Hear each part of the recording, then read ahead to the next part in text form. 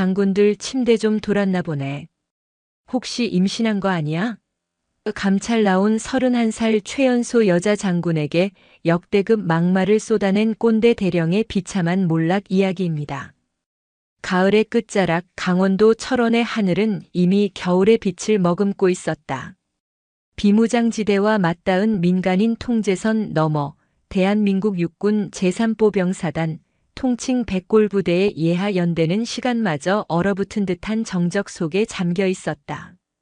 연대 정문 위로 나붓기는 살아도 백골, 죽어도 백골이라는 섬뜩한 구호만이 이곳이 한반도의 가장 날카로운 최전방임을 실감케 했다. 그 정적을 가른 것은 국방부 소속의 검은색 세단이었다. 위병소의 경계병들이 낯선 차량에 등장해 긴장한 것도 잠시 차량 번호를 확인한 위병사관의 얼굴이 하얗게 질렸다. 그는 거의 비명에 가까운 목소리로 전 부대에 비상 연락을 취했다. 예고 없이 들이닥친 불청객, 그 차에 타고 있는 인물은 국방부 감사관실 소속의 감찰단이었다. 그리고 그 감찰단을 이끄는 인물은 대한민국군 역사에 전례가 없는 존재였다. 세단이 연대본부 건물 앞에 멈춰 서고 뒷문이 열렸다. 먼저 발을 내디딘 것은 먼지 하나 없이 닦인 전투화였다. 뒤이어 흠잡을 데 없이 각이 잡힌 전투복과 그 위로 곧게 뻗은 자세가 드러났다. 그러나 연대장 이하 급하게 도열한 간부들의 시선이 꽂힌 곳은 따로 있었다. 이제 막 차에서 내린 인물의 어깨 위, 그곳에서 스산한 권위를 바라는 단 하나의 별. 준장의 계급장이었다. 그리고 그 별의 주인은 31살의 여성이었다. 하설이 준장. 육군 사관학교를 수석으로 졸업하고 전군을 통틀어 최연소로 장군 반열에 오른 입지전적인 인물.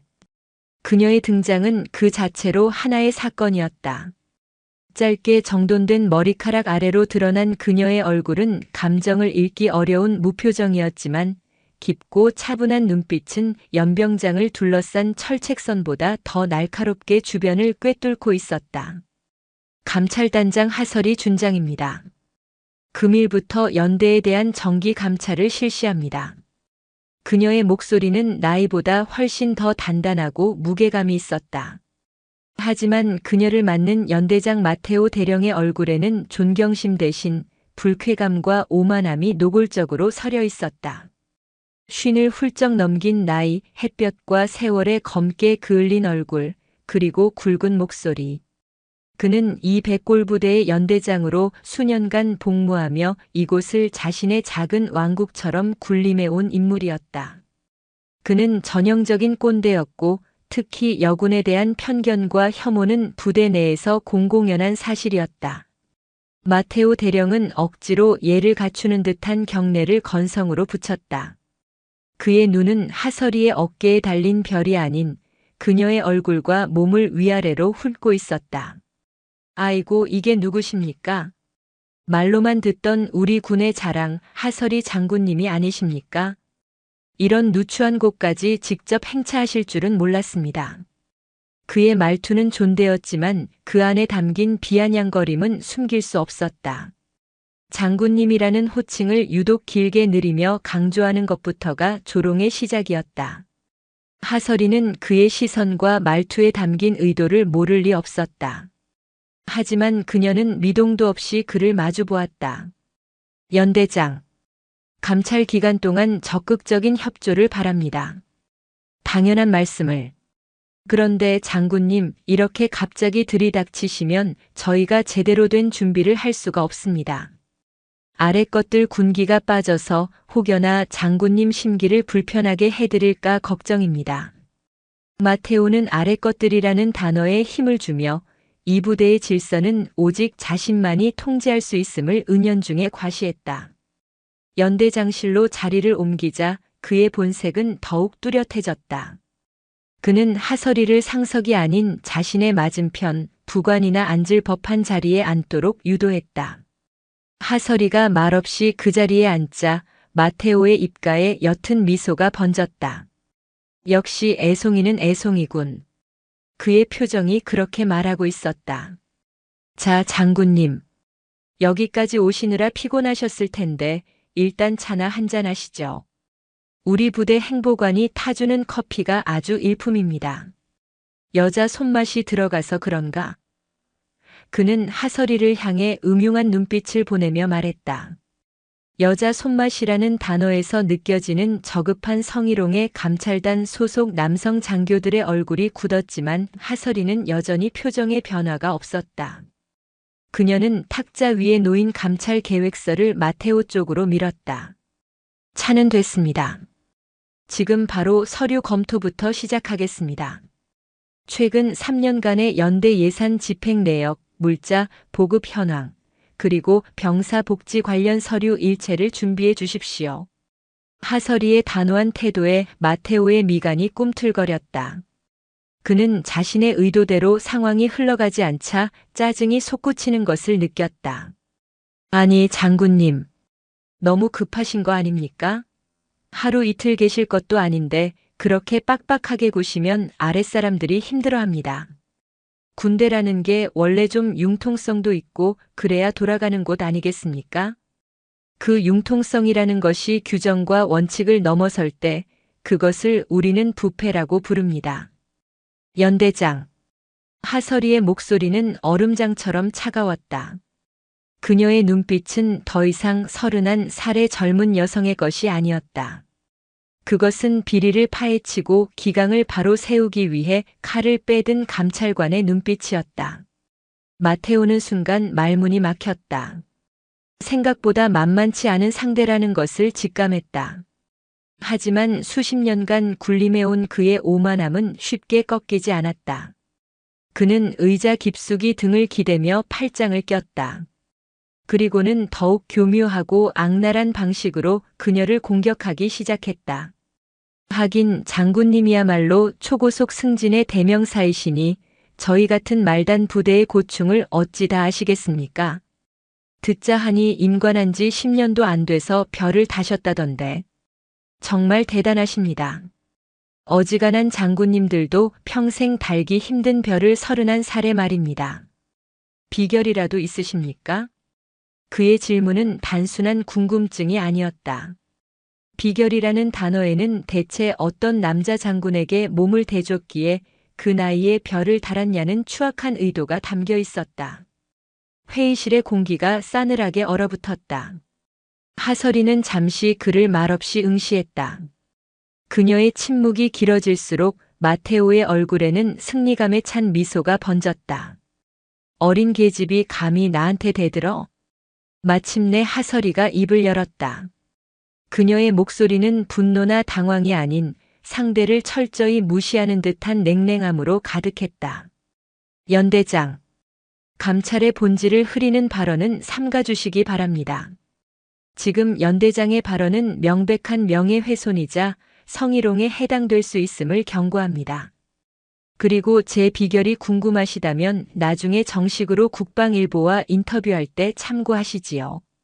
지금은 연대장의 비결이나 들어볼 시간입니다. 8년째 한 보직에 머무르며 이 부대를 겨울 왕국으로 만든 비결 말입니다. 겨울 왕국. 그녀의 마지막 한마디는 마테오의 심장에 비수처럼 꽂혔다. 그것은 단순히 날씨가 추운 최전방 부대를 의미하는 것이 아니었다. 모든 것이 정체되고 변화를 거부하며 부패와 비리로 얼어붙은 그의 왕국을 정확히 꿰뚫어 본 표현이었다. 마테오의 얼굴이 시뻘겋게 달아올랐다. 그는 자리에서 벌떡 일어나 책상을 내리쳤다. 지금 누구한테? 감히 대령한테. 하지만 하설이는 눈 하나 깜짝하지 않았다. 그녀는 자리에서 일어나 마테오에게 한 걸음 다가섰다. 작은 체구였지만 그녀에게서 뿜어져 나오는 기백은 덩치 큰 마테오를 압도하고도 남았다. 대령, 지금 이 자리에서 나는 국방부 감사관실의 감찰단장이고 당신은 감찰 대상자일 뿐입니다. 계급장 노름은 그쪽 부하들하고나 하십시오. 서류 30분 내로 가져오지 않으면 감찰 거부로 간주하고 즉시 상부에 보고하겠습니다. 하설이는 그 말을 끝으로 뒤돌아 연대장실을 나갔다. 홀로 남겨진 마테오는 부들부들 떨며 주먹을 움켜쥐었다. 그의 군 생활 수십 년 동안 감히 어떤 누구도 자신에게 이렇게까지 대든 적은 없었다.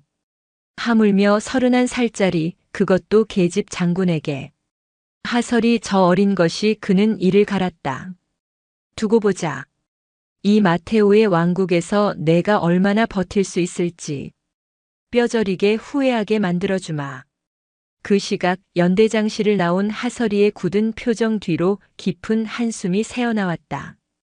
예상보다 더 최악이었다. 마테오는 단순한 꼰대나 비리 군인이 아니었다. 그는 이 부대를 좀먹는 거대한 암세포 그 자체였다. 그리고 그녀는 이제 막 그 암세포의 존재를 확인했을 뿐이었다. 진짜 싸움은 지금부터 시작이었다. 철원의 겨울 공화국에 차가운 서리가 내리기 시작했다. 감찰 첫날은 보이지 않는 전쟁터였다. 마테오 대령은 하설이의 요구에 마지못해 서류를 제출했지만 그 내용은 누가 봐도 완벽하게 조작된 것이었다. 모든 숫자는 오차 없이 맞아떨어졌고 모든 보고서는 흠잡을 데 없이 깔끔했다. 마치 잘 짜인 연극 대본 같았다. 그는 하설이를 연대 내에서 가장 시설이 좋은 신축 생활관과 모범적으로 관리되는 무기고로 안내하며 자신의 치적을 과시하려 애썼다. 보십시오, 장군님. 우리 부대 병사들 이렇게 좋은 환경에서 생활하고 있습니다. 제가 얼마나 병사들을 아끼는지 아시겠지요? 마테오는 인자한 아버지 같은 표정을 지어 보였지만 그 모습은 하설이에게 역겨움만 불러일으킬 뿐이었다. 그녀는 그의 안내를 정중히 하지만 단호하게 거절했다. 연대장. 제가 보고 싶은 곳은 연대장이 보여주고 싶은 곳이 아닙니다. 제 발로 직접 보겠습니다. 그녀는 감찰 단원들을 이끌고 연대에서 가장 낡고 외진 곳에 위치한 3대대 막사로 향했다.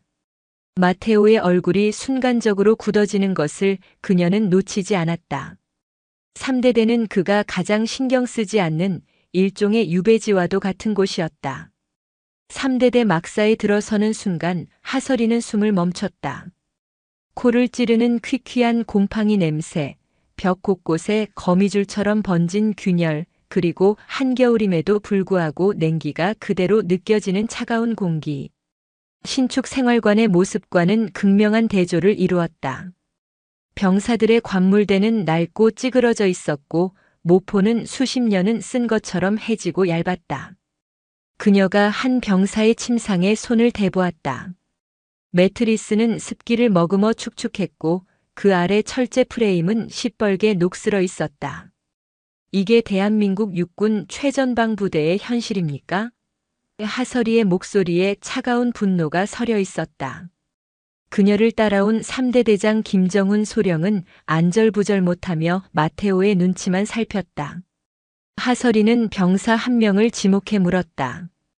이병, 추운 겨울에 난방은 잘 됩니까? 그 이병은 겁에 질린 얼굴로 마테오와 대대장을 번갈아 쳐다보며 입을 떼지 못했다. 그 침묵 속에서 하설이는 모든 답을 얻었다. 그날 저녁 장교 식당에서 열린 환영 만찬은 또 다른 전쟁터였다. 마테오는 보란듯이 하설이를 자신의 옆자리에 앉혔다. 그리고는 술이 몇 잔 들어가자 그의 저급한 본성이 다시 고개를 들기 시작했다. 그는 다른 장교들이 모두 들으라는 듯 큰 소리로 말했다. 우리 하장군님, 이렇게 젊고 아름다우신 분이 어떻게 그 험한 군 생활을 다 견디셨는지 몰라. 독하게 마음먹는다고 다 되는 게 아닐 텐데. 역시 여자는 남자하기 나름이라는 말이 맞나 봅니다. 어떤 훌륭한 장군님들이 잘 이끌어 주셨기에 이 자리까지 오셨겠지요. 아주 밤낮으로 말입니다. 밤낮이라는 단어에 담긴 성희롱의 의미를 모르는 사람은 아무도 없었다. 식당 안의 모든 소음이 순간 멎었고 모든 시선이 하설이에게로 향했다. 몇몇 젊은 장교들은 분노와 당혹감이 뒤섞인 표정을 지었지만 대부분의 고참 간부들은 못 들은 척 외면하거나 마테오의 비위를 맞추듯 실없는 웃음을 흘렸다. 하설이는 조용히 수저를 내려놓았다. 그녀는 마테오를 정면으로 바라보았다. 연대장, 그 입 다물지 못합니까? 그녀의 목소리는 조용했지만 그 안에 담긴 서늘한 경고에 마테오의 웃음이 멎었다. 아니, 이 사람 참. 농담도 못합니까? 분위기 좀 좋게 하려고 한 소리 가지고 뭘 그렇게 예민하게, 혹시 좋은 소식이라도 있는 거 아닙니까? 왠지 얼굴도 좀 부은 것 같고. 요즘 군대 좋아져서 임신해도 복무하는데 문제 없다면서요? 하긴 장군쯤 되면 애 낳는 것도 고속속도 위반으로 하시려나? 그의 막말은 끝을 모르고 이어졌다. 임신 운운하는 발언은 단순한 성희롱을 넘어선 인격 모독이었다. 하설이는 자리에서 일어났다. 더 이상 이 추잡한 연극에 어울려줄 필요가 없었다. 연대장. 오늘 연대장의 모든 발언과 행동은 정식으로 기록되어 국방부 인권위원회에 제소될 것입니다. 그리고 감찰은 이제부터 시작입니다. 각오 단단히 하시는 게 좋을 겁니다. 그녀는 얼음처럼 차가운 한마디를 남기고 식당을 나섰다. 그녀의 뒷모습을 보며 마테오는 오히려 쾌재를 불렀다. 그래, 그렇게 화를 내고 나가야지. 감정적으로 흔들리는 모습을 보여야 내가 가지고 놀기 쉽지. 그는 하설이가 분노와 모멸감에 사로잡혀 제대로 된 감찰을 수행하지 못할 것이라 확신했다. 하지만 그의 예상은 완전히 빗나갔다. 그날 밤 하설이는 분노에 잠 못 이루는 대신 더욱 냉철하게 움직이기 시작했다. 그녀는 자신의 숙소에서 감찰 단원들을 긴급 소집했다. 지금부터 감찰 방식을 바꾼다. 공식적인 보고 라인은 무시한다. 2명씩 조를 이뤄 24시간 동안 연대 전체를 무작위로 불시 점검한다. 특히 보급, 회계, 그리고 병사들의 실제 생활에 초점을 맞춰라. 작은 균열이라도 찾아내. 그리고 그녀 자신은 가장 깊은 어둠 속으로 직접 걸어 들어갔다. 자정이 넘은 시각, 그녀는 전투복 위에 어두운 색의 야전 상의를 덧입고 홀로 막사를 나섰다. 그녀의 목적지는 단 한 곳, 마테오의 손길이 가장 닿지 않는, 그래서 가장 진실에 가까울 연대의 그림자였다. 그녀가 향한 곳은 연대 의무대였다. 불 꺼진 의무대 건물 뒤편 환자 격리실로 사용되는 낡은 컨테이너 막사에서 희미한 신음소리가 새어나오고 있었다. 하설이가 조심스럽게 문을 열자 약품 냄새와 함께 한 병사가 침상에 누워 끙끙 앓고 있는 모습이 보였다. 그의 이마는 불덩이처럼 뜨거웠고 온몸은 식은땀으로 젖어 있었다. 괜찮나, 용사? 하설이의 목소리에 병사가 힘겹게 눈을 떴다. 그의 눈은 초점을 잃고 흐릿했다. 누구십니까? 나 군의관이다. 어디가 아픈가? 그녀는 자신의 신분을 속였다. 열이 너무 나고 머리가 깨질 것 같습니다. 하설이는 그의 상태가 심상치 않음을 직감했다.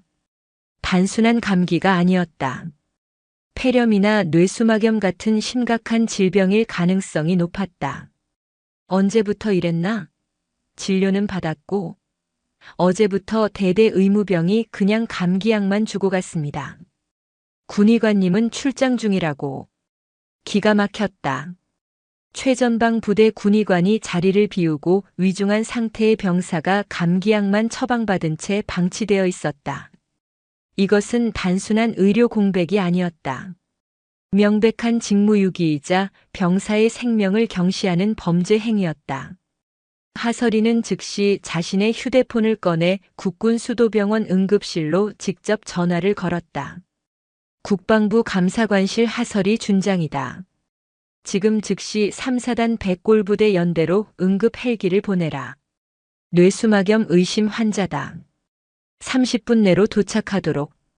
그녀의 지시는 거침이 없었다. 연대장도 사단장도 건너뛴 오직 병사의 생명을 구하기 위한 월권이었다. 헬기 프로펠러 소리가 철원의 밤하늘을 가르며 들려오기 시작했을 때 뒤늦게 소식을 듣고 달려온 당직 사관과 의무대장의 얼굴은 사색이 되어 있었다. 장군님, 이게 어떻게 된 일입십니까? 절차를 무시하시고 하설이는 그들을 차갑게 쏘아보았다. 절차? 지금 저 안에서 사경을 헤매는 병사의 목숨보다 당신들 절차가 더 중요한가? 이 시간부로 연대 의무대 전체를 폐쇄하고 특별 감찰에 들어간다. 관련자 전원 각오하는 게 좋을 거야. 그녀의 행동은 순식간에 부대 전체로 퍼져나갔다. 새로운 여자 장군이 아픈 병사 하나 때문에 헬기를 띄웠다더라. 병사들은 수군거렸다. 그들의 눈빛이 조금씩 변하기 시작했다. 그동안 수없이 봐왔던 서류 뭉치만 뒤적이다 돌아가는 높으신 분들과는 무언가 다르다는 것을 느끼기 시작한 것이다. 그리고 그 모습을 조용히 지켜보는 또 다른 눈이 있었다. 연대 작전과장 강지혁 소령. 그는 육사 출신의 엘리트 장교였지만 마테오의 전횡과 부패의 환멸을 느끼고 무력감에 빠져있던 인물이었다. 그는 오늘 밤 하설이가 보여준 모습에서 희미한 희망의 빛을 보았다. 어쩌면 저 사람이라면 이 얼어붙은 왕국의 균열을 낼 수 있을지도 모른다고. 그는 오랫동안 망설여왔던 결심을 굳혔다. 응급 헬기가 굉음과 함께 이륙하고 철원의 밤은 다시 깊은 정적에 빠져들었다. 하지만 그 정적 아래에서는 무언가 뜨거운 것이 꿈틀거리기 시작했다. 하설이가 쏘아 올린 작은 신호탄은 잠들어 있던 부대의 양심을 깨우는 불씨가 되었다. 마테오 대령은 자신의 방에서 보고를 받으며 분노의 치를 떨었다. 뭐? 감히 내 허락도 없이 헬기를 띄워? 저 계집이 지금 여기가 자기 안방인 줄 아나? 그는 당장이라도 하설이에게 달려가 멱살이라도 잡고 싶었지만 그럴 수 없었다. 뇌수막염 의심 환자를 방치했다는 사실이 알려지면 자신의 지휘 책임 문제가 불거질 것이 뻔했다. 그는 일단 몸을 사리기로 했다. 하지만 그의 머릿속은 하설이를 어떻게든 짓밟아버릴 복수심으로 가득 차 있었다. 그래, 법과 원칙을 그렇게 좋아하시겠다? 그럼 나도 법대로 해줘야지. 내년에 작은 꼬투리 하나라도 잡히기만 해봐라. 하설이는 자신의 숙소로 돌아오지 않았다. 그녀는 밤새 불 꺼진 연대 본부 건물, 자신의 임시 집무실에서 밤을 새웠다. 압수수색 영장을 발부받아 폐쇄시킨 의무대의 모든 의료 기록과 약품 관리 대장을 샅샅이 훑쳤다. 서류들은 하나같이 엉망이었다. 유통기한이 지난 약품들, 실제 재고와 맞지 않는 장부, 그리고 존재하지도 않는 유령 환자들에게 처방된 다량의 향정신성 의약품 기록까지. 마테오의 왕국은 병사들의 건강과 생명마저 돈벌이 수단으로 삼고 있었다. 새벽녘 창밖이 희미하게 밝아올 무렵 누군가 그녀의 집무실 문을 조심스럽게 두드렸다. 누구냐? 하설이의 경계심 가득한 목소리에 문틈으로 낮은 음성이 들려왔다. 작전과장 강지혁 소령입니다. 잠시 드릴 말씀이 있습니다. 강지혁 소령. 하설이는 그를 기억했다. 어젯밤 의무대 앞에서 마주쳤던 수많은 장교들 중 유일하게 당황하거나 변명하는 대신 걱정과 부끄러움이 뒤섞인 눈으로 아픈 병사를 바라보던 인물이었다. 하설이는 잠시 망설이다 문을 열었다. 강지혁 소령은 주변을 살핀 후 조용히 안으로 들어왔다. 그의 손에는 작은 이동식 저장 장치 USB 하나가 들려 있었다. 장군님, 밤새 안 주무셨습니까? 지금 잠이 올 상황이 아닌 것 같아서. 하설이가 짧게 답했다. 강지혁은 더 이상 서론을 꺼내지 않았다. 그는 단도직입적으로 본론을 말했다. 장군님께서 찾고 계신 것이 이것일지도 모릅니다. 그가 내민 USB에는 판도라라는 이름의 폴더가 생성되어 있었다. 이 안에는 지난 5년간 마테오 대령이 저지른 모든 비리의 원본 파일이 들어 있습니다. 하설이의 눈이 날카롭게 빛났다. 어떻게 이걸? 저는 5년 전 이곳으로 발령받았습니다. 처음에는 저도 마테오 대령을 존경했습니다. 화통하고 부하들을 잘 챙기는 지휘관인 줄 알았죠. 하지만 시간이 지나면서 그의 본 모습을 알게 되었습니다. 강지혁의 목소리에는 깊은 환멸이 묻어 있었다. 그는 병사들에게 돌아가야 할 유류를 빼돌려 민간 주유소에 팔아넘기고 부식을 최하급으로 납품받는 대가로 업체로부터 상납을 받았습니다. 심지어 병사들의 동계 피복까지 빼돌려 암시장에 팔았습니다. 제가 장군님께 안내했던 그 신축 생활관, 그건 역시 건설업체로부터 리베이트를 받고 지은 눈속임일 뿐입니다. 그의 고백은 충격적이었다. 하설이가 어렴풋이 짐작했던 것보다 훨씬 더 거대하고 조직적인 비리였다. 왜 이제껏 침묵했나? 상부에 보고할 생각은 안 했고. 강지혁은 씁쓸하게 웃었다. 했습니다. 3년 전 육군 본부 감찰실에 익명으로 투서를 넣었습니다. 하지만 결과는 참혹했습니다. 며칠 뒤 감찰실에서 나온 한 중령이 마테오 대령과 웃으며 술을 마시는 모습을 제 눈으로 직접 봤습니다. 그리고 그날 이후 저와 가깝게 지내던 부사관 한 명이 횡령 누명을 쓰고 불명예 전역을 해야 했습니다.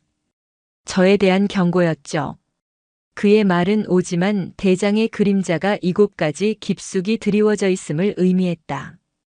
그들은 한통 속입니다, 장군님. 웬만한 증거로는 꿈쩍도 안 할 겁니다. 그래서 저는 때를 기다렸습니다. 모든 것을 뒤엎을 수 있는 진짜 군인이 나타나기를. 강지혁은 하설이를 똑바로 바라보았다. 어젯밤 장군님께서 헬기를 띄우는 모습을 보고 확신했습니다. 장군님이라면 가능할지도 모른다고. 하설이는 그의 눈에서 진심을 읽었다. 이것은 함정이 아니었다. 썩어 빠진 조직의 심장부에서 마지막까지 꺼지지 않았던 정의의 불씨였다. 그녀는 USB를 자신의 노트북에 연결했다. 화면에는 수백 개의 파일이 나타났다. 위조된 세금 계산서, 비밀 거래 장부, 그리고 마테오가 부하들에게 비리를 지시하는 목소리가 담긴 음성 파일까지. 완벽한 증거들이었다. 이 자료들이 사실로 밝혀지면 당신도 무사하지 못할 거다. 공범으로 몰릴 수도 있어. 하설이가 경고했다. 각오했습니다. 강지혁의 대답은 단호했다. 군복을 벗을 각오, 아니 그 이상의 각오도 되어 있습니다. 더 이상 제 자신과 죽어가는 병사들 앞에서 비겁해지고 싶지 않습니다. 바로 그때였다. 집무실 밖 복도에서 여러 명의 발소리가 들려왔다. 마테오 대령의 목소리가 날카롭게 울려 퍼졌다. 작전과장 어디 있어? 이 시간에 행방이 묘연하다니 이게 말이 돼? 당장 찾아내. 마테오가 벌써 움직이기 시작한 것이었다. 자신에게 위협이 될 만한 인물들을 하나씩 옥죄기 시작한 것이다. 어서. 하설이가 다급하게 말했다. 이곳은 위험하다. 일단 몸을 숨겨라. 내가 신호를 줄 때까지 절대 움직이지 마. 강지혁이 뒷문으로 빠져나가 어둠 속으로 사라지는 것을 확인한 하설이는 문을 잠갔다. 그리고 노트북 화면에 떠있는 수많은 비리의 증거들을 바라보았다. 판도라의 상자는 열렸다. 이제 남은 것은 상자 가장 깊은 곳에 숨겨진 희망을 찾아내는 것뿐이었다. 그러나 그 희망을 찾아내기 전에 상자에서 튀어나온 온갖 악귀들과 먼저 싸워야 했다. 그리고 그 악귀들은 이미 문 밖에서 그녀를 기다리고 있었다. 문을 부술듯이 두드리는 소리가 점점 더 거칠어지고 있었다. 육중한 전투와 발소리가 복도를 울렸다. 문을 부술듯 두드리는 소리는 이제 노골적인 협박으로 변해 있었다. 하설이 준장, 문 여시오. 지금 작전과장이 무단 이탈했다는 보고를 받았소. 연대 전체의 안위가 걸린 문제요. 당장 문 열고 수색에 협조하시오. 마테오의 고함은 분노와 초조함으로 가득 차 있었다. 그는 강지혁이 하설이와 접촉했다는 심증을 굳히고 그 증거를 인멸하기 위해 무리수를 두고 있었다. 하설이의 감찰 단원들이 긴장한 얼굴로 그녀를 바라보았다. 단장님, 이대로는. 하지만 하설이는 오히려 침착했다. 그녀는 노트북에서 강지혁이 넘긴 USB를 분리해 자신의 전투복 안쪽 비밀 주머니에 깊숙이 넣었다. 그리고는 자리에서 일어나 문으로 향했다. 내가 열겠다. 그녀의 말에 모두가 놀랐다. 달칵. 문이 열리자 성난 황소 같은 얼굴의 마테오와 그의 충성스러운 수하들이 들이닥칠 듯 서 있었다. 그러나 그들은 예상치 못한 상황과 마주했다.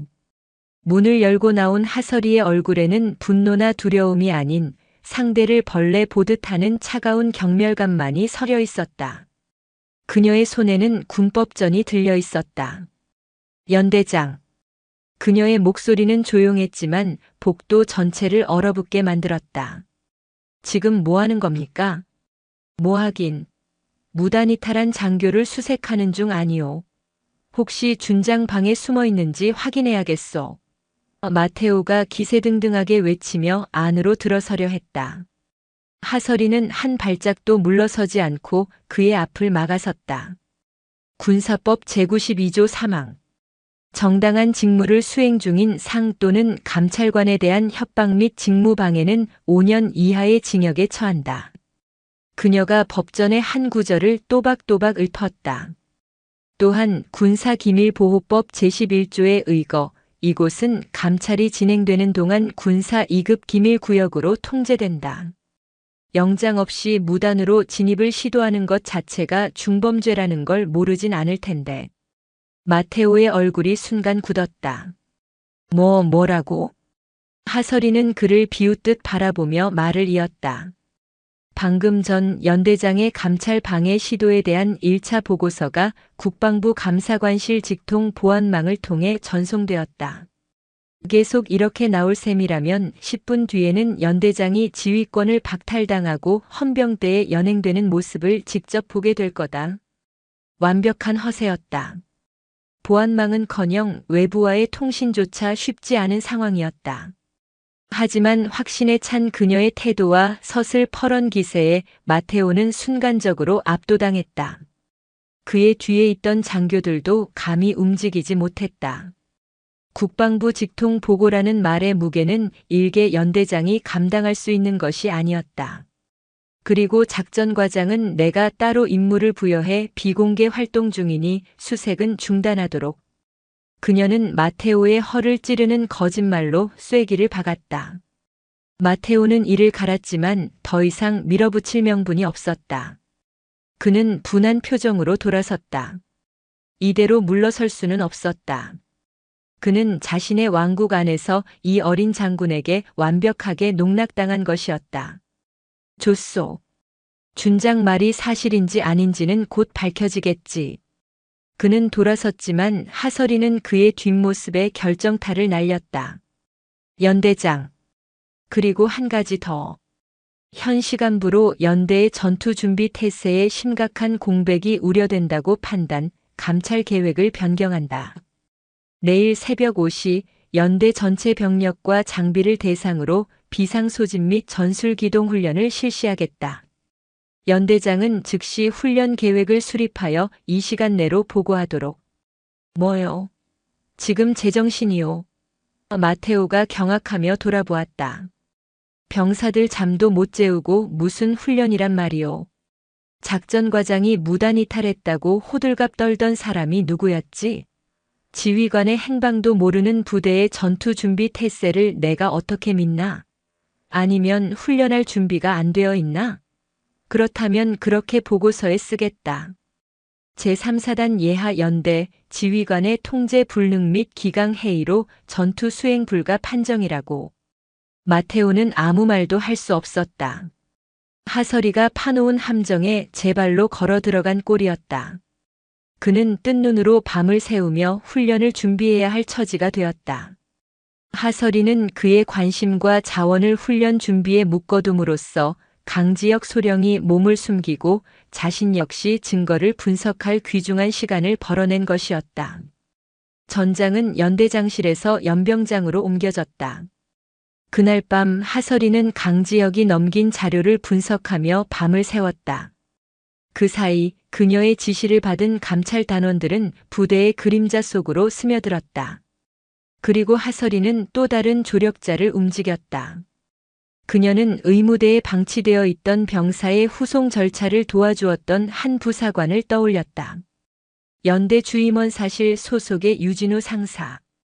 그는 수십 년간 이 부대에서 복무하며 병사들의 신망을 한몸에 받는 살아있는 역사와도 같은 인물이었다. 하설이는 그에게 은밀한 연락을 취했다. 유 상사. 나는 서류가 아닌 진실을 보고 싶다. 내일 훈련에서 병사들이 사용하는 장비와 그들의 진짜 목소리를 들려줄 수 있나? 유진우 상사는 오랫동안 침묵했다. 그는 마테오의 부패를 알고 있었지만 괜히 나섰다가 피를 보는 동료들을 수없이 봐왔다. 하지만 아픈 병사를 위해 거침없이 헬기를 띄우던 젊은 장군의 모습이 그의 마음을 움직였다. 알겠습니다. 장군님께서 진짜 군인이라는 것을 제 눈으로 확인시켜 주신다면 목숨이라도 걸겠습니다. 그는 하설이의 눈과 귀가 되어주기로 약속했다. 새벽 5시. 철원의 새벽은 뼛속까지 시렸다. 사이렌 소리와 함께 연대 전체에 비상소집 명령이 떨어졌다. 병사들은 허둥지둥 뛰쳐나왔고 훈련은 시작부터 엉망이었다. 절반이 넘는 군용 트럭이 시동이 걸리지 않았고 통신 장비는 계속해서 불통이었다. 병사들의 전투화는 밑창이 달아 있었고 방탄 헬멧은 금이 가 있었다. 유진우 상사가 몰래 건네준 보고서에는 그 모든 장비들의 수리 및 교체 예산이 이미 수년 전에 집행된 것으로 되어 있었다. 모든 것이 마테오의 주머니 속으로 들어간 결과였다. 하설이는 지휘관용 지프를 타고 훈련장 전체를 돌며 모든 것을 기록했다. 그녀의 냉정한 시선 아래 마테오의 왕국은 부실한 미천을 속속들이 드러내고 있었다. 마테오의 얼굴은 분노와 굴욕감으로 시뻘겋게 타올랐다. 그는 이대로 망신만 당할 수 없다고 판단했다. 그는 무전기를 잡고 작전 참모에게 명령했다. 훈련 계획 변경. 지금부터 삼포반은 지정된 표적이 아닌 어우칠 고지를 향해 실탄 사격 훈련을 실시한다. 훈련의 실전성을 높이기 위해서다. 어우칠 고지. 그곳은 하설이의 지휘관용 지프가 위치한 곳에서 불과 500m 떨어진 지점이었다. 포탄의 파편이 충분히 튈 수 있는 위험천만한 거리. 그는 사고를 위장해 그녀에게 겁을 주려 한 것이었다. 작전 참모가 경악하며 되물었지만 마테오는 고함을 질러 묵살했다. 이 무모한 명령은 숨어있던 강지역 소령의 귀에도 들어갔고 그는 즉시 유진우 상사에게 연락을 취했다. 장군님, 함정입니다. 당장 그곳을 피하셔야 합니다. 유진우 상사가 하설이의 지프에 달려와 절박하게 외쳤다. 바로 그 순간 쿵 하는 굉음과 함께 포탄이 발사되었다. 포탄은 섬뜩한 궤적을 그리며 어우칠 고지를 향해 날아오고 있었다. 모두가 공포에 질려 엎드렸다. 하지만 하설이는 달랐다. 그녀는 피하지 않았다. 오히려 지프에 설치된 지휘용 무전기를 움켜쥐었다. 그리고는 모두가 예상치 못한 행동을 했다. 그녀는 국방부 직속 지휘관만이 사용할 수 있는 최상위 비상 코드를 입력했다. 전군, 여기는 감사관실. 코드 레드. 훈련 중단. 모든 포격 즉시 중지하라. 반복한다. 모든 포격 즉시 중지. 그녀의 목소리는 최상위 암호 코드를 타고 연대의 모든 통신망을 장악했다. 삼포반의 포수는 물론 마테오 대령조차 거부할 수 없는 절대적인 명령이었다. 두 번째 포탄을 장전하던 포수들은 경악하며 움직임을 멈췄다. 날아오던 포탄은 하설이가 있던 곳에서 약 200m 떨어진 곳에 떨어져 거대한 흙먼지를 일으켰다. 흙먼지가 채 가라앉기도 전에 하설이는 지프에서 내려 성큼성큼 삼포반을 향해 걸어갔다. 그녀의 서슬 퍼런 기세에 모두가 길을 비켰다. 겁에 질려 하얗게 변한 포반장과 포수들 앞에 선 그녀는 땅에 떨어진 포격 좌표 지시서를 집어들었다. 좌표 오입력. 명백한 오입력이다. 그녀가 나지막이 말했다. 이 좌표대로라면 포탄은 어우칠 고지가 아니라 내 지휘 차량 바로 위에 떨어지게 되어 있었다. 이게 연대장이 말한 실전성 높은 훈련인가? 지휘관을 살해하려는 훈련? 그녀의 말에 주변에 있던 수십 명의 병사들이 경악했다. 마테오가 자신을 망신시킨 것에 대한 보복으로 젊은 여성 장군을 죽이려 했다는 진실을 깨닫게 된 것이었다. 마테오의 왕국을 지탱하던 마지막 기둥, 지휘관에 대한 최소한의 존경심마저 산산조각 나는 순간이었다. 그는 이제 부패한 지휘관을 넘어 부하들을 위험에 빠뜨리고 상관을 살해하려 한 적이 되어버렸다. 새벽 훈련장의 포격 소동은 연대 전체를 뒤흔들었다.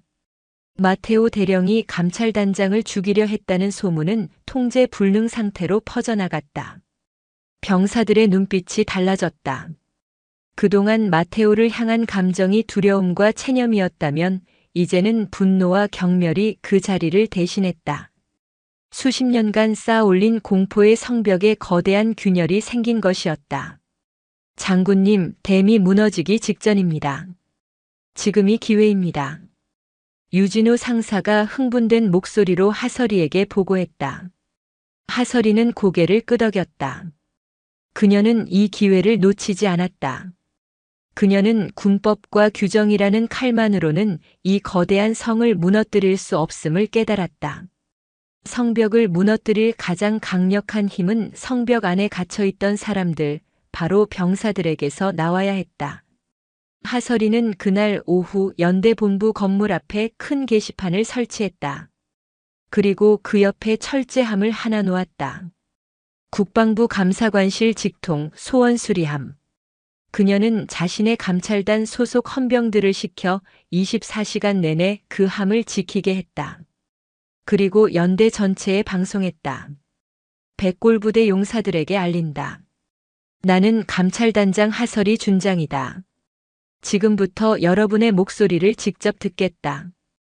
부대 내의 부조리, 부당한 대우, 그리고 여러분이 목격한 모든 비리에 대해 이 소원 수리함을 통해 제보해주기 바란다.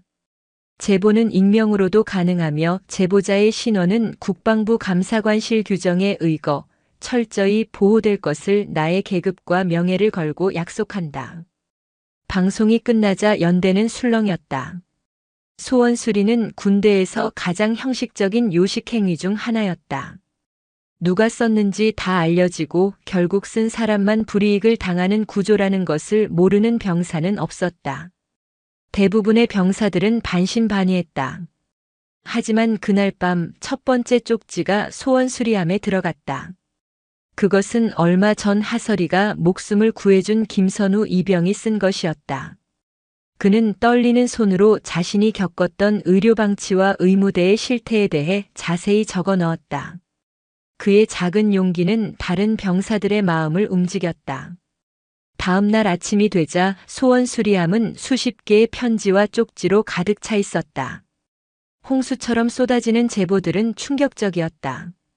썩은 식자재로 만든 배식, 유통기한이 지난 전투 식량, 지급되지 않은 동계, 피복 간부들의 사적인 노역 강요, 폭언과 구타, 부당하게 통제된 휴가와 외박 병사들의 피와 땀, 눈물이 담긴 증언들은 강지역 소령이 넘겨준 회계 장부보다 더 생생하고 강력한 증거가 되었다.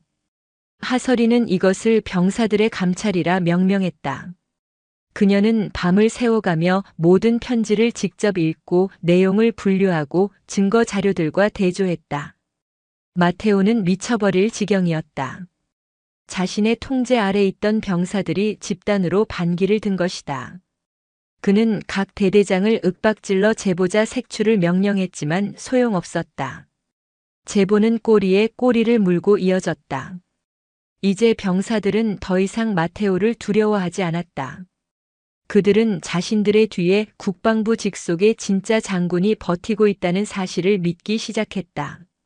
마테오는 극도의 불안감 속에서 실수를 연발했다. 그는 자신의 비리가 담긴 서류들을 파쇄하기 위해 한밤중에 행정반에 잠입했다가 순찰 중이던 감찰단원에게 발각되었다. 또한 자신에게 불리한 증언을 할 가능성이 있는 행정보급관을 회유하려다 그 대화 내용이 고스란히 녹음되는 수모를 겪었다. 그의 발악은 오히려 자신의 목을 조르는 밧줄이 되어 돌아왔다. 그러던 중 하설이는 수많은 제보들 속에서 반복적으로 등장하는 한 장소를 발견했다. 돼지농장. 그것은 연대 주둔지에서 약 5km 떨어진 곳에 위치한 폐쇄된 농장이었다. 병사들의 증언에 따르면 간부들이 야밤에 군용 트럭을 이용해 무언가를 그곳으로 실어 나르는 것을 여러 번 목격했다는 것이었다. 어떤 병사는 그곳에서 민간인 번호판을 단 트럭과 물건을 교환하는 장면을 보았다고도 했다. 하설이는 직감했다. 그곳이 바로 마테오가 빼돌린 군수품을 은닉하고 민간업자들과 거래하는 비밀 장소라는 것을. 그녀는 강지역 소령이 넘겨준 자료와 병사들의 증언, 그리고 감찰 과정에서 확보한 모든 증거들을 종합했다. 이제 마지막 퍼즐 조각만 맞추면 되었다. 하지만 그녀는 섣불리 움직이지 않았다. 마테오의 뒤에는 여전히 그를 비호하는 상부 조직이 존재했다. 연대 헌병대나 사단 사령부의 도움을 요청하는 것은 호랑이 굴에 스스로 걸어 들어가는 짓일 수 있었다. 그녀는 군 내부의 자정 능력에 대한 기대를 버렸다. 이 거대한 부패의 고리를 끊기 위해서는 외부의 칼이 필요했다. 하설이는 차가운 결단을 내렸다. 그녀는 자신의 권한을 최대한 활용하여 군 검찰이 아닌 민간 검찰의 수사 협조를 요청하기로 했다. 군수품이 민간인에게 유출되고 군인과 민간인이 공모한 범죄라는 점을 들어 월권의 소지를 차단했다. 춘천지방검찰청에 공안 담당 검사는 그녀의 요청에 처음에는 난색을 표했지만 그녀가 제시한 증거의 방대함과 치밀함에 결국 수사 공조를 약속했다. 작전은 극비리에 준비되었다. 하설이의 감찰단 소속 최정예 헌병들과 민간 검찰의 수사관들로 구성된 합동팀이 꾸려졌다. 그들의 목표는 단 하나, 돼지농장이라 불리는 범죄의 소굴을 급습하여 마테오 왕국의 심장을 도려내는 것이었다. 작전 개시 디으데이 새벽. 하설이는 자신의 집무실에서 창밖을 바라보았다. 멀리 병사들의 막사에서 하나둘 불빛이 켜지고 있었다. 그 작은 불빛들이 모여 거대한 어둠을 밀어내고 있었다. 그녀는 더 이상 혼자가 아니었다. 수백 명의 병사들이 그녀와 함께 싸우고 있었다.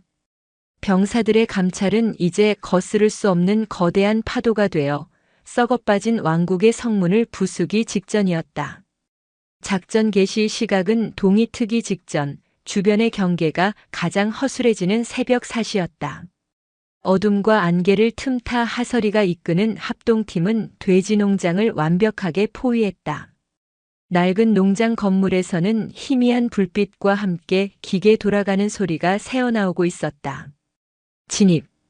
하설이의 나지막한 명령과 함께 굳게 닫혀있던 창고 문이 거대한 파쇄기에 의해 단숨에 뜯겨나갔다. 굉음과 함께 안으로 들이닥친 헌병들과 수사관들의 눈앞에 믿을 수 없는 광경이 펼쳐졌다. 창고 안은 거대한 불법 해체 공장이었다. 병사들에게 지급되었어야 할 최신형 군용 통신 장비와 GPS 수신기들이 부품 단위로 분해되어 있었고 한쪽에서는 군용 유류가 민간 유조차로 옮겨지고 있었다. 현장에는 마테오의 최측근인 군수과장과 보급관, 그리고 민간 브로커들이 뒤엉켜 있었다. 꼼짝 마. 모두 손들어. 수사관들의 외침에 현장은 아수라장이 되었다. 브로커 몇몇이 도주를 시도했지만 이미 모든 퇴로를 차단하고 있던 헌병들에게 가로막혔다. 저항하던 군 간부들은 최정예 헌병들의 일격에 순식간에 제압되었다. 현장에서 체포된 인원만 10여 명. 창고 안에서는 마테오의 이름이 적힌 비밀 거래 장부와 수억 원에 달하는 현금 다발까지 발견되었다. 마테오의 범죄를 입증할 스모킹 건이 완벽하게 확보되는 순간이었다. 날이 밝자마 돼지농장 급습 사건은 언론을 통해 대서특필되었다. 최전방 군부대의 충격적인 비리 실태에 국민들은 경악과 분노를 쏟아냈다. 국방부는 뒤집혔고 마테오를 비호하던 상부 라인은 꼬리 자르기에 급급했다. 그리고 마침내 심판의 시간이 다가왔다. 그날 오전 연대 전체 병력이 모인 아침 점호 시간이었다. 연병장 위에는 무거운 침묵이 흘렀다. 아무것도 모르는 마테오 대령은 평소처럼 단상 위에 서서 병사들을 향해 고함을 지르며 군기를 잡고 있었다. 바로 그때 연병장 입구로 민간 검찰의 수사 차량 여러 대가 먼지를 일으키며 달려들어왔다. 차량에서 내린 검사와 수사관들은 망설임 없이 단상을 향해 걸어왔다. 모든 병사들이 숨을 죽이고 그 광경을 지켜보았다. 당신이 마테오 대령이요? 검사가 차갑게 물었다. 마테오는 당황한 기색이 역력했다. 누군데 이따위로 여긴 군사시설이야. 당장 나가지 못해. 검사는 그의 말을 비웃듯 품에서 체포영장을 꺼내 보였다. 군수품 횡령, 직권남용, 뇌물수수, 군사기밀 유출 미수 혐의로 당신을 긴급 체포합니다. 수사관 2명이 다가가 그의 양팔을 붙잡았다. 수십 년간 절대 권력을 휘두르던 그의 손에 차가운 수갑이 채워지는 순간이었다.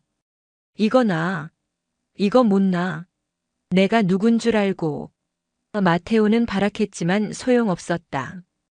그의 처절한 저항은 수천 명의 병사들이 지켜보는 앞에서 그를 더욱 비참하게 만들 뿐이었다.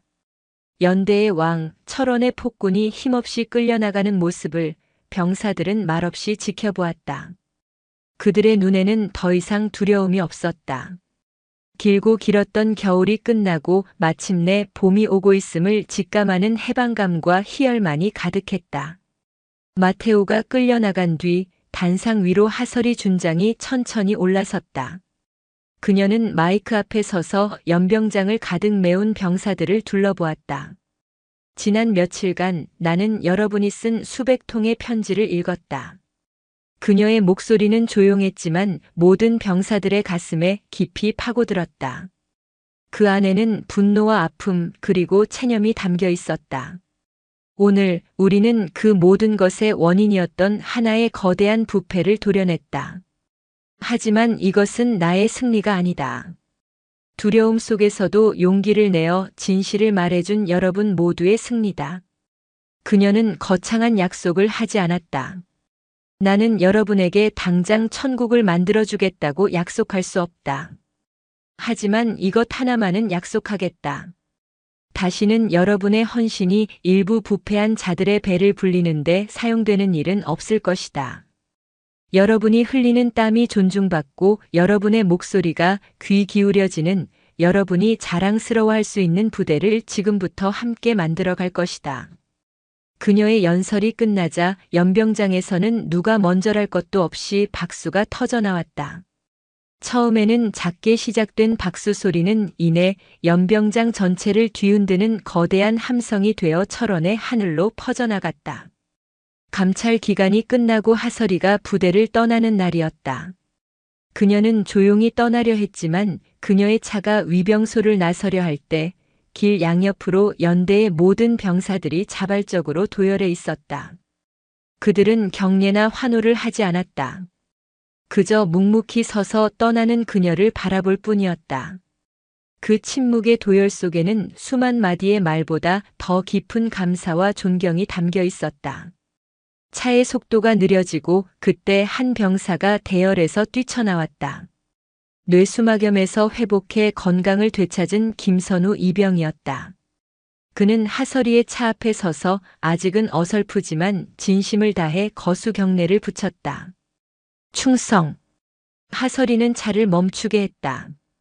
그리고는 차에서 내려 한 명의 병사가 바친 그 경례에 장군으로서의 예를 다해 답례했다. 그녀의 무표정했던 얼굴에 처음으로 희미하지만 따뜻한 미소가 번졌다. 차가 다시 움직이기 시작하고 그녀는 백미러를 통해 점점 작아지는 부대와 병사들의 모습을 바라보았다. 길고 추웠던 겨울 왕국에 마침내 따스한 봄의 햇살이 내리고 있었다. 마테오 대령의 몰락은 단순한 한 지휘관의 교체 이상의 의미를 가졌다. 그것은 수십 년간 백골 부대의 살을 파고들던 종양을 도려낸 상징적인 사건이었다. 부대는 축제 분위기였다. 병사들의 얼굴에서는 길고 길었던 겨울의 그늘이 걷히고 마침내 찾아온 해방감과 희망이 피어났다.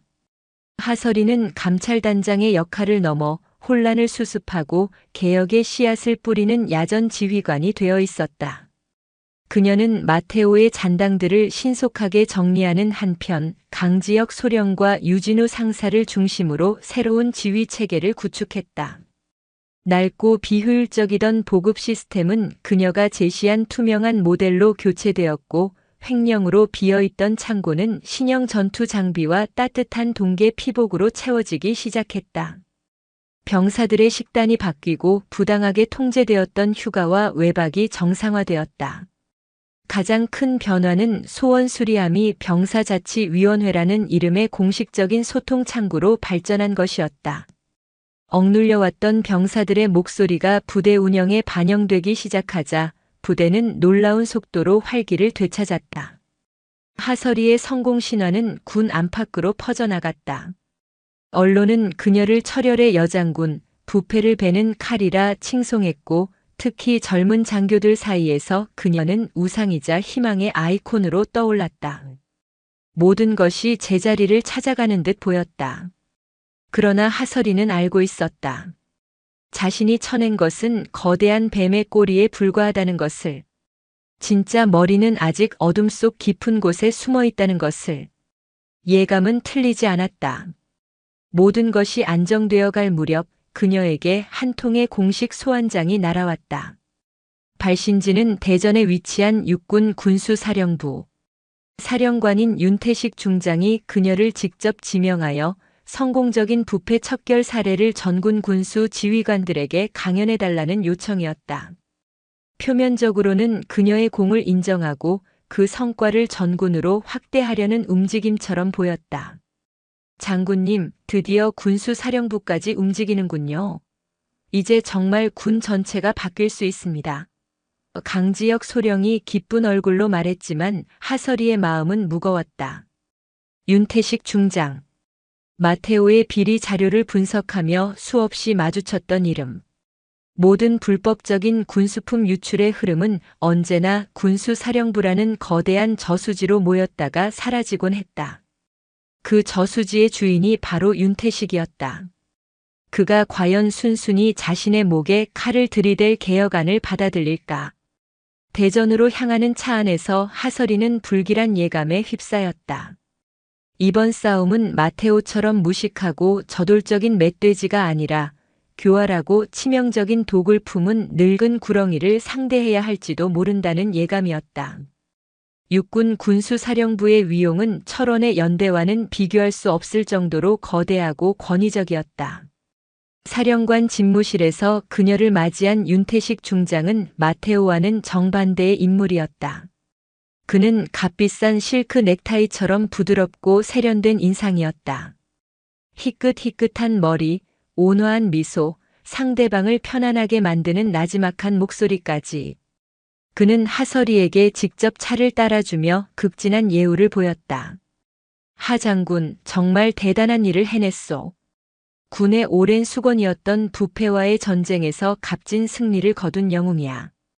그는 하설이의 공을 한껏 치켜세웠다. 나는 하 장군 같은 젊고 유능한 인재가 우리 군의 미래라고 생각하오. 이번 일을 계기로 우리 군수사령부도 환골탈태해야지. 하 장군의 그 날카로운 칼로 우리의 썩은 부분도 도려내 주시오. 그는 마치 개혁의 든든한 후원자인 것처럼 행동했다. 하지만 그의 온화한 눈빛 깊은 곳에서 하설이는 차갑고 계산적인 이체를 발견했다. 잠시 화기애애한 분위기가 이어지던 중 윤태식이 마치 안타깝다는 듯 한숨을 쉬며 본론을 꺼냈다. 그런데 하 장군. 이번 일로 인한 부작용도 만만치 않더군.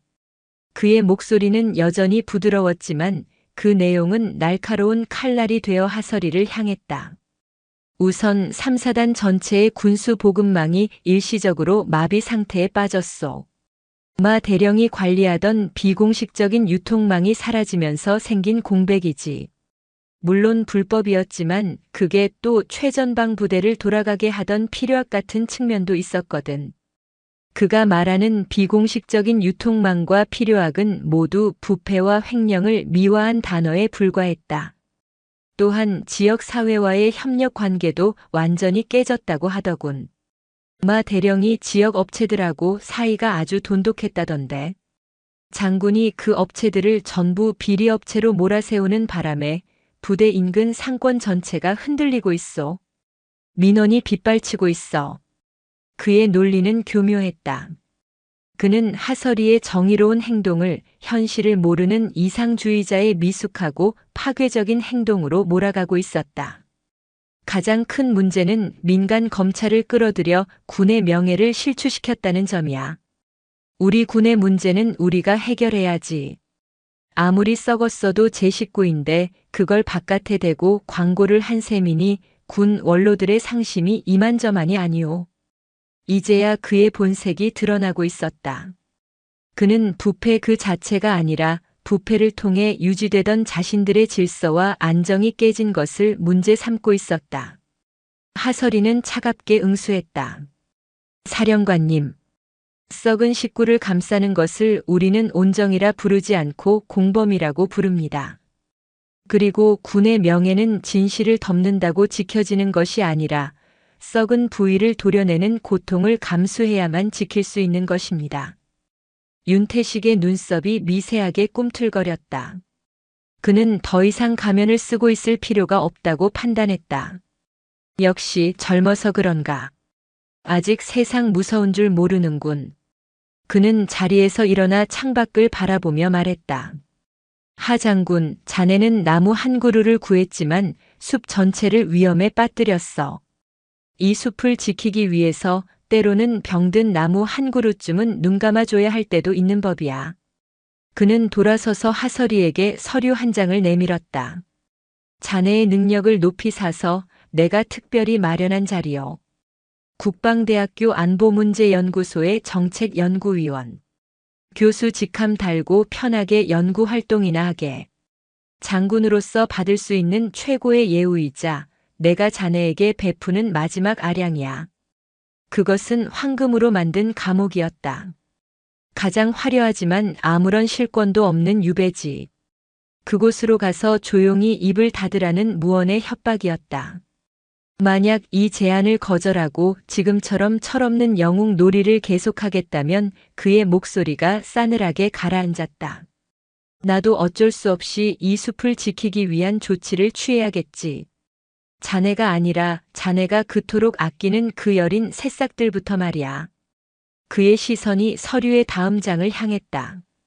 거기에는 강지혁 소령의 소령 진급 심사 서류와 유진우 상사의 장기 복무 연장 신청서가 놓여 있었다.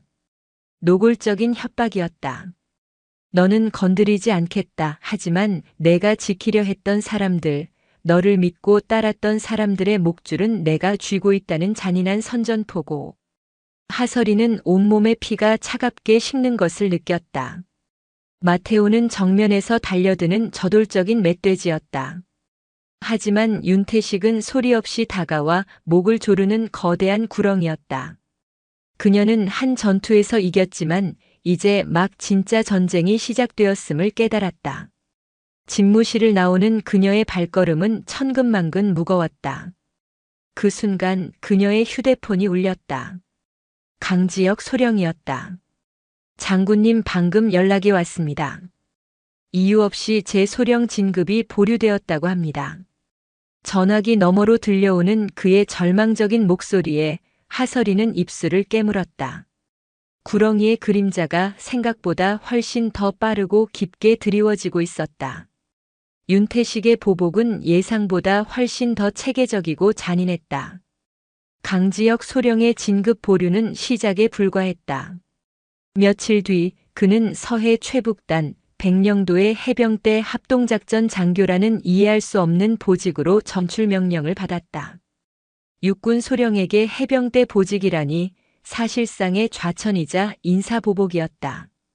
유진우 상사는 수십 년간의 군 생활 동안 단 한 번도 문제된 적 없었던 사소한 규정 위반들을 꼬투리 잡아 징계위원회에 회부되었다. 그를 강제로 전역시키려는 수순이었다.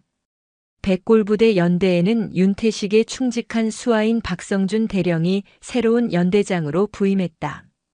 그는 부임하자마자 하설이가 만든 병사자치위원회를 해체하고 투명한 보급 시스템을 다시 예전의 불투명한 방식으로 되돌려 놓았다.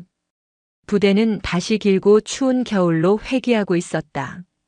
하설이를 도왔던 병사들은 하나둘씩 격오지 부대로 흩어지거나 사소한 잘못을 빌미로 징벌을 받았다.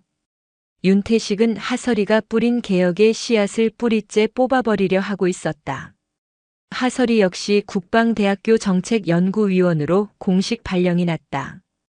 그녀의 집무실은 창밖으로 아름다운 정원이 내다보이는 쾌적하고 넓은 공간이었다. 하지만 그곳은 완벽한 고립과 무력감의 공간이기도 했다. 그녀는 모든 군사 정보망에서 차단되었고 일선 부대에 대한 어떤 명령권도 행사할 수 없었다. 윤태식의 네트워크는 군 전체에 퍼져 그녀를 위험하고 통제 불능인 인물로 낙인 찍었다. 동료 장성들은 그녀를 피했고 그녀는 완벽한 외톨이가 되었다. 모두가 그녀가 황금 감옥 안에서 조용히 무릎 꿇을 것이라 예상했다.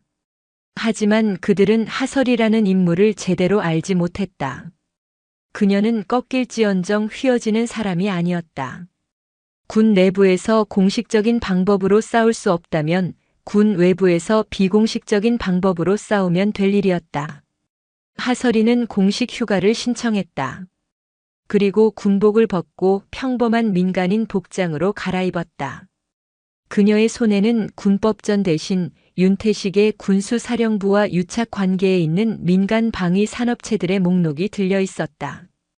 그녀는 마테오 사건을 함께 해결했던 춘천지검의 최민준 검사에게 개인적으로 연락을 취했다. 최 검사님, 아직 갚아야 할 빚이 남은 것 같습니다. 최민준 검사는 처음에는 군 내부의 문제에 다시 개입하는 것을 꺼렸지만 하설이가 제시한 자료와 그녀의 확신에 찬 태도에 결국 마음을 움직였다. 그는 검찰 내부에서도 손꼽히는 원칙주의자였고 거학과의 싸움을 두려워하지 않는 인물이었다. 두 사람은 비밀리에 공조하여 윤태식의 돈줄 역할을 하는 방산 업체들을 파고들기 시작했다. 하설이는 그녀의 감찰 경험을 통해 얻은 군수품 납품 시스템에 대한 해박한 지식으로 비리의 흐름을 추적했고 최 검사는 검찰의 권한을 이용해 압수수색과 계좌 추적을 지원했다. 싸움의 무대는 군부대에서 여의도와 강남의 빌딩 숲으로 옮겨졌다. 수사가 진행될수록 윤태식의 부패 네트워크는 상상을 초월하는 규모로 드러났다. 그는 단순히 뇌물을 받는 수준을 넘어 특정 업체의 군사기밀에 해당하는 차세대 무기 개발 정보를 넘겨주고 그 대가로 차명으로 설립한 페이퍼 컴퍼니를 통해 수천억 원대의 비자금을 조성하고 있었다. 그 비자금은 다시 군 고위층과 정치권에 대한 로비 자금으로 흘러들어가 그를 중심으로 한 거대한 군피아 카르텔을 형성하고 있었다. 결정적인 증거를 잡기 위해 하설이는 위험한 도박을 감행했다. 그녀는 비리의 핵심에 있는 방산업체 KU 디펜스의 내부 고발자를 찾아 나섰다. 수소문 끝에 그녀는 양심의 가책을 느끼고 있던 한 재무팀 과장과 접촉하는 데 성공했다. 그는 윤태식의 비자금 흐름이 담긴 회계 원본 파일을 가지고 있었다. 약속 장소는 늦은 밤 인적이 끊긴 상암동의 한 공영 주차장이었다. 내부 고발자가 떨리는 손으로 자료가 담긴 외장 하드를 건네는 순간이었다. 갑자기 주차장 입구와 출구가 검은색 승합차 2대에 의해 가로막혔다. 차에서 내린 것은 건장한 체격의 사내들이었다. 그들의 험악한 인상과 능숙한 움직임은 평범한 깡패가 아니었다. 윤태식이 고용한 해결사들이었다. 얌전히 하드만 내놓고 가면 목숨은 살려주지. 그들 중 우두머리로 보이는 남자가 비릿하게 웃으며 다가왔다. 내부 고발자는 공포에 질려 하얗게 변했다. 하설이는 그를 자신의 등 뒤로 숨겼다. 내가 상대해주지. 그녀의 목소리는 차분했지만 그녀의 온몸의 근육은 이미 전투 준비를 마친 상태였다. 그녀는 육사 시절 여생도로는 드물게 특공무술을 최고 등급으로 수료한 숨은 고수였다. 사내들이 비웃으며 동시에 달려들었다. 하지만 그들은 상대를 잘못 골랐다. 하설이는 가장 먼저 달려든 남자의 팔을 꺾어 중심을 무너뜨린 뒤 그를 방패 삼아 뒤따르던 남자의 안면을 발로 가격했다. 그녀의 움직임은 군더더기 없이 빠르고 효율적이었다. 비명과 고통 소리가 주차장을 채웠다. 몇 분 뒤 건장한 사내들은 모두 바닥에 쓰러져 신음하고 있었다. 하설이는 마지막 남은 우두머리의 손목을 꺾어 제압했다. 누가 시켰지? 말하면 죽는다. 남자가 고통 속에서도 입을 열지 않았다. 하설이는 그의 주머니에서 휴대폰을 꺼냈다. 통화 목록에는 단 하나의 이름만이 저장되어 있었다. 사장님. 그리고 그 번호는 하설이가 이미 파악하고 있던 KU 디펜스의 대표이사 윤태식의 오른팔인 인물의 번호였다. 단순한 부패 스캔들이 아니었다. 이제 싸움은 목숨을 건 전쟁으로 번지고 있었다. 윤태식은 자신의 제국을 지키기 위해서라면 살인도 마다하지 않을 인물이었다. 하설이는 경찰에 신고하는 대신 외장 하드를 챙겨 내부 고발자와 함께 어둠 속으로 사라졌다. 그녀의 눈은 분노와 결의로 차갑게 타오르고 있었다. 이 전쟁 반드시 그녀의 손으로 끝장을 내야만 했다. 주차장의 격투는 전쟁의 서막에 불과했다. 윤태식은 하설이가 자신의 예상을 뛰어넘는 위험한 인물임을 깨닫고 그녀를 제거하기 위해 더욱 극단적인 방법을 동원하기 시작했다. 그는 군과 민간의 모든 권력을 총동원하여 하설이의 숨통을 조여왔다. 그녀의 은행 계좌가 정지되고 신용카드 사용 내역이 실시간으로 추적당했다. 그녀의 부모님 집 주변에는 정체불명의 인물들이 24시간 진을 치고 있었다. 하설이는 완벽한 수세에 몰렸다. 하지만 그녀는 혼자가 아니었다. 주차장 사건 이후 최민준 검사는 이 사건이 단순한 군납 비리를 넘어 국가 안보를 위협하는 거대 범죄임을 확신하고 검찰총장 직속의 비공개 특별수사팀을 꾸렸다. 하설이가 확보한 외장 하드는 거대한 댐을 무너뜨릴 작은 구멍이 되었다. 하설이는 쫓기는 몸이 되었지만 그녀의 반격은 더욱 날카로워졌다. 그녀는 흩어져 있던 자신의 아군들을 규합했다. 백령도로 좌천되었던 강지혁 소령은 해병대 정보장교라는 직위를 역이용하여 군 내부 전산망에 남아있는 윤태식의 과거 군수 물자 이동 명령 기록들을 비밀리에 빼돌렸다. 징계 위기에 몰렸던 유진우 상사는 전군에 퍼져있는 자신의 부사관 인맥을 총동원하여 윤태식의 군수 제국에 대한 살아있는 증언들을 수집했다. 그들은 보이지 않는 곳에서 각자의 방식으로 전쟁을 치르고 있었다. 윤태식은 시간이 자신의 편이 아니라는 것을 직감했다. 그는 하설이가 모든 증거를 엮어 터뜨리기 전에 그녀를 사회적으로 완전히 매장시킬 최후의 카드를 준비했다. 그는 자신의 권력을 이용해 의도적으로 국가 안보 위기 상황을 조작했다. 군수사령관의 권한으로 동해안 최전방 GOP 부대의 핵심 감시 장비 부품 공급을 중단시켜버린 것이었다. 그리고는 북한군의 도발 징후가 있다는 가짜 첩보를 흘렸다. 전방 부대의 감시망에 구멍이 뚫리고 안보 불안이 고조되자 그는 모든 책임을 하설이에게 뒤집어 씌울 준비를 했다. 하설이 준장, 군 기밀인 군수 시스템 접근 기록 유출 정황 포착. 그녀가 유출한 정보가 북한으로 넘어가 안보 위기 초래라는 시나리오였다. 과거 그녀의 감찰 기록과 시스템 접근 권한이 그 증거로 조작되었다. 이대로라면 그녀는 단순한 비리 고발자가 아니라 국가를 위기에 빠뜨린 반역자로 낙인 찍히게 될 터였다. 명분과 증거 그리고 여론까지 모두 장악하려는 그의 마지막 계략이었다. 하설이의 비밀팀은 윤태식의 이 무서운 음모를 감지했다. 이제는 시간이 없었다. 그들이 가진 모든 패를 걸고 승부를 봐야 할 때였다. 하지만 문제는 어떻게 이 진실을 세상에 알리느냐였다. 국방부에 보고하는 것은 호랑이 굴에 먹이를 던져주는 꼴이었다. 언론 역시 윤태식의 로비에 넘어가 그들이 제공하는 자료를 그대로 받았을 위험이 컸다. 최후의 회의는 최민준 검사의 작은 오피스텔에서 열렸다. 방법은 하나뿐입니다. 하설이가 결연하게 말했다. 우리가 가진 모든 증거를 그 어떤 권력도 막을 수 없는 곳으로 동시에 터뜨리는 겁니다. 그녀가 가리킨 곳은 단 한 군데, 청와대였다. 국민신문고를 통해 대통령에게 직접 보고하는 겁니다. 동시에 우리가 믿을 수 있는 언론사와 해외 통신사의 모든 원본 자료를 전송합니다. 그들이 막을 수 없는 거대한 파도를 만드는 겁니다. 그것은 군인의 신분으로서 상상할 수 없는 쿠데타에 가까운 위험천만한 도박이었다.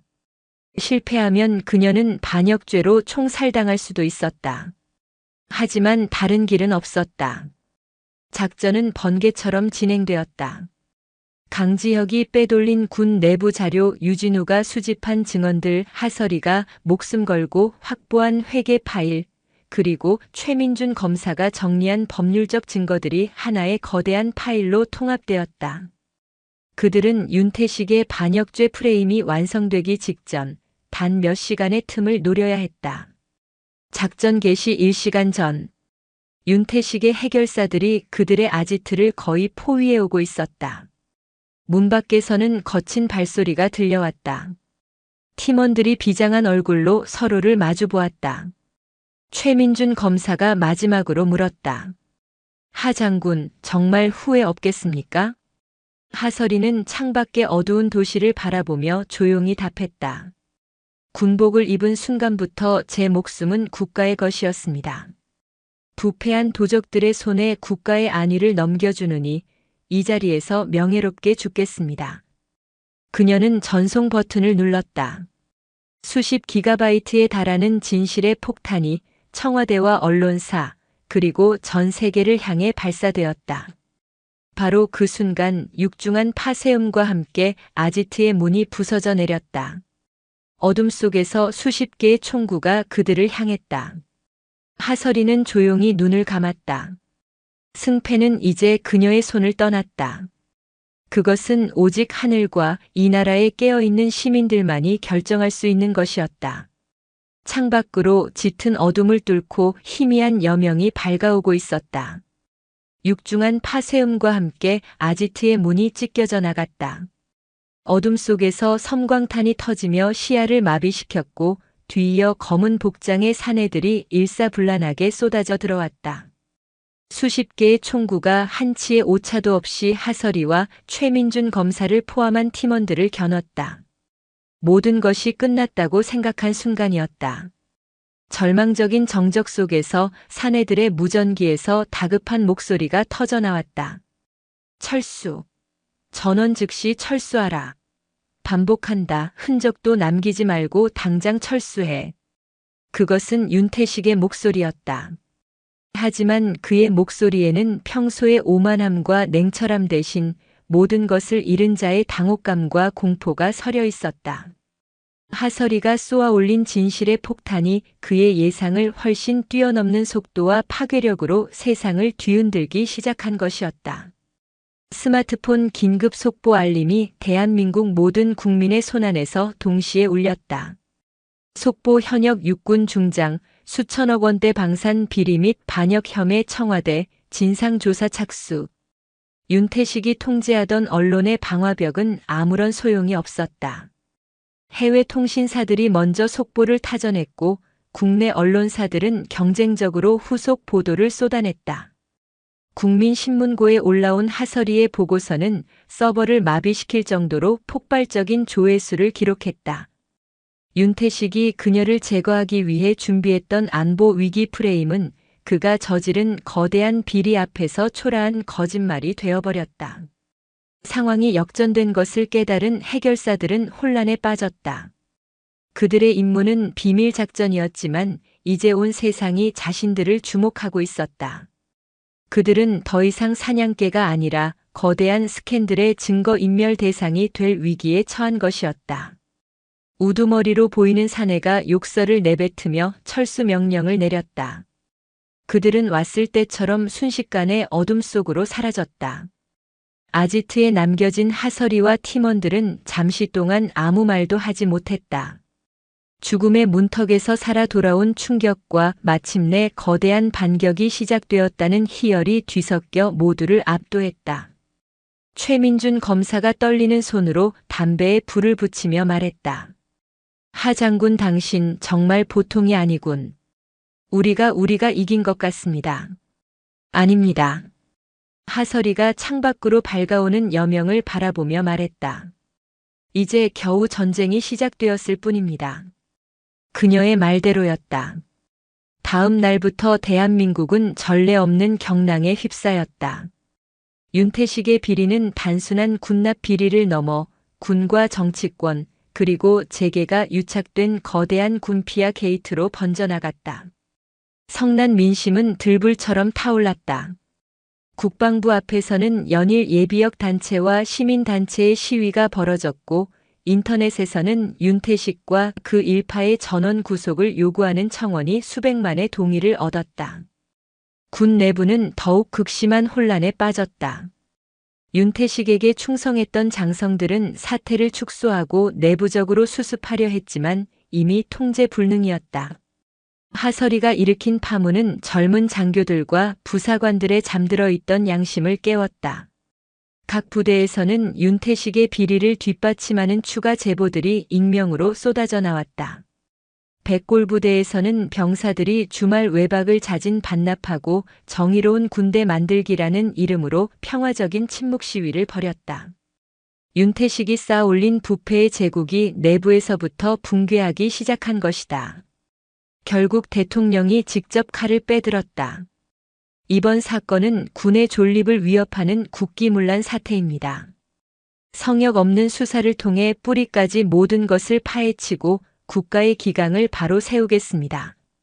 대통령 직속으로 군과 검찰 그리고 민간 전문가들로 구성된 초법규적인 권한의 특별조사위원회가 출범했다.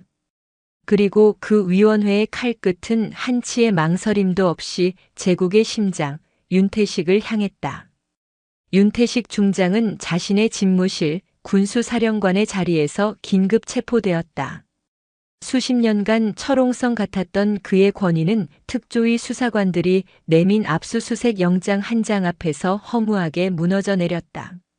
그는 수갑을 찬 채 끌려나가면서도 현실을 인정하지 못하는 듯 악을 썼다. 내가 누군 줄 알고. 이 나라의 안보는 내가 지켜왔단 말이다. 하지만 그의 마지막 발악은 몰락하는 독재자의 공허한 외침에 불과했다. 그의 체포를 시작으로 대한민국군 역사상 최대 규모의 숙청 작업이 시작되었다. 그와 연루된 수십 명의 장성들과 방산업체 대표들, 그리고 그들에게 뇌물을 받고 비리를 눈감아준 정치인들까지 줄줄이 소환되어 법의 심판을 받았다.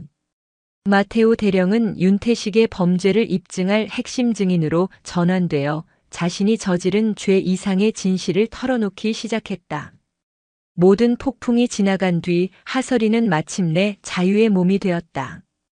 군사법원은 그녀에 대한 모든 혐의를 기각하고 완전 무죄를 선고했다.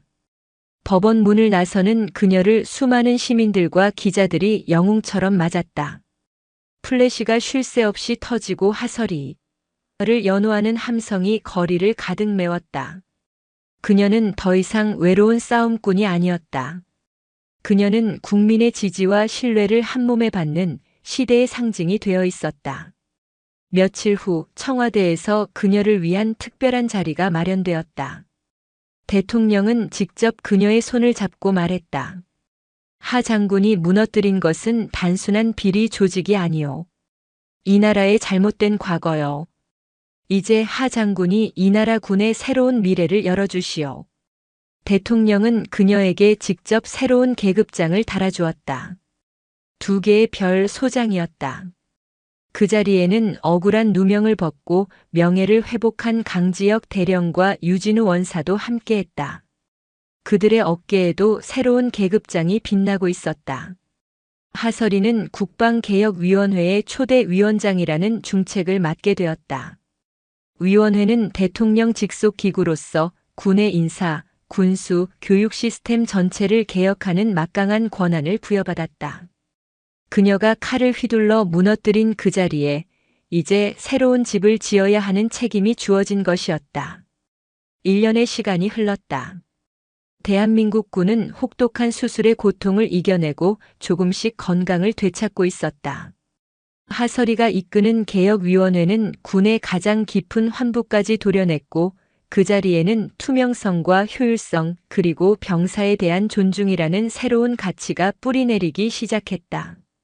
어느 가을날 오후 하설이는 소장 계급장을 단 전투복 차림으로 철원의 백골부대 연대를 다시 찾았다. 그녀는 더 이상 감찰관이 아니었다. 연대는 몰라보게 달라져 있었다.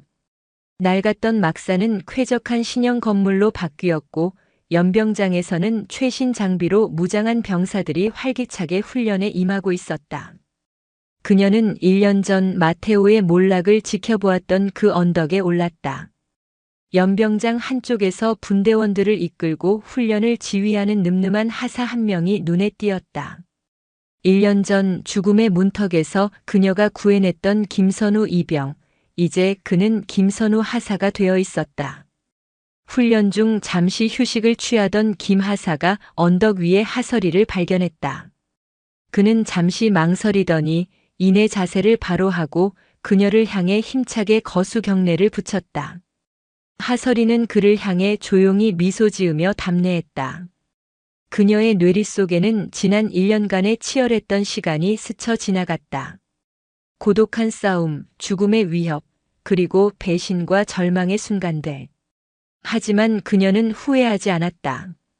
군인의 명예는 계급장이나 권력에서 나오는 것이 아니었다.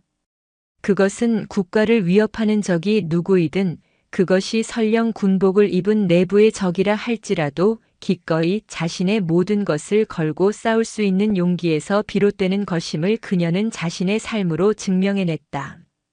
서쪽 하늘 너머로 붉은 석양이 지고 있었다. 그것은 한 시대의 종말을 알리는 쓸쓸한 노을이 아니었다. 더 밝고 희망찬 내일을 약속하는 정의로운 여명의 빛이었다. 그 빛 아래 하설이는 다시 태어난 군대와 함께 새로운 조국을 꿈꾸고 있었다.